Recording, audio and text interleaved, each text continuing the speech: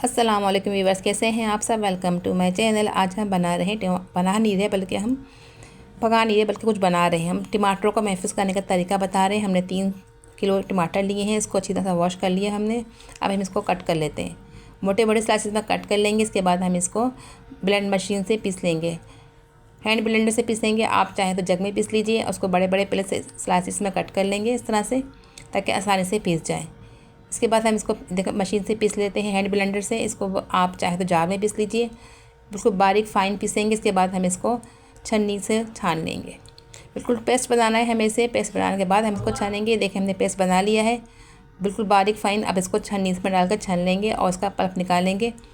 और इसके अंदर जो बीज और छिलके होंगे वो हमें रिमूव कर देंगे। ये देखें बीज और छिलके, इसको हमें रिमूव कर देना है और सिर्फ हमें इसका पल्प चाहिए। मिक्सचर को हम इसी तरह छान लेंगे और बीज को और इसको छिलकों को हम रिमूव कर देंगे। इसके बाद हम इसको चूल्हे पर पकाएंगे।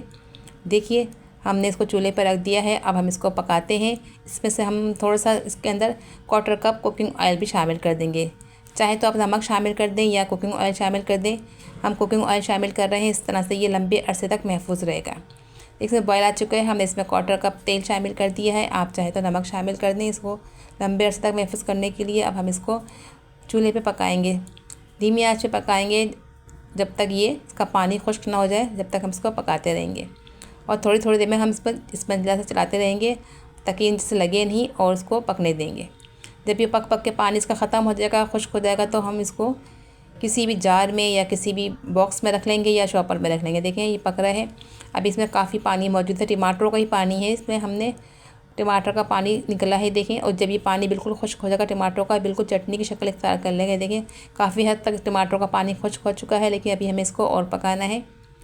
इसको हमें महफूज रखना है, तो ये हमें इसको पकाना अच्छी तरह से है।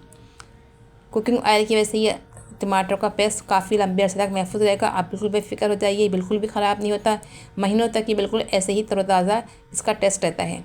आप इस तरह से एक दफ़ा ज़रूर इसको ट्राई कीजिएगा। हम तो ऐसे ही बना के रखते हैं टमाटरों का पेस्ट को, और उसको आराम से ये इस्तेमाल करते हैं। जब टमाटर महंगे होते हैं जब भी हम ये बहुत काम आता है। अब किसी भी देखो इसका पानी बिल्कुल खुश्क हो गया है। अब इसको हम टमाटरों को पेस्ट को शॉपर में डाल के रख देंगे। चाहे आप किसी बॉक्स में रख दीजिए और इसको फ्रीज़र में फ्रीज़ कर लें। जब आपको निकालना हो डालना हो तो उसको निकालिए और चॉपर में हम डाल दे रहेंगे। आप चाहे तो किसी कांच की बोतल में डाल दें या फिर किसी बॉक्स में डाल दीजिए और उसको रबर बैंड से लॉक कर दें। ये बहुत ही इजी तरीके से है और बहुत ही महफूज तरीका है। इस तरह से आप टमाटरों का पेस्ट को लेकर आएँ और उसको महफूज करके डिफ्रीज़र में रख दीजिए और उसको एंजॉय कीजिए।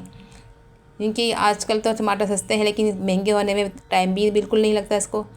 ये देखिए हमने इसको शॉपर में डाल दिया है और बॉक्स में भी डाल दिया है। आप चाहें जिस तरह से आपको सहूलत हो आप इसको बॉक्स में रखिए या शॉपर में रखिए और उसको फ्रीज़र में फ्रीज़ कर दीजिए। चलिए आप इस रेसिपी को ट्राई कीजिए, अपना फीडबैक दीजिए कि आपको आज की हमारी टेक्निक टिप्स कैसी लगी। इसको ज़रूर ट्राई कीजिएगा, यकीनन आपको फ़ायदा होगा और आप पसंद भी आई होगी टिप्स। चलिए मिलते हैं फिर किसी नेक्स्ट। कमेंट्स करें, लाइक करें, दोस्तों में शेयर करें। चलिए मिलते हैं किसी नेक्स्ट वीडियो में। अल्लाह हाफिज़।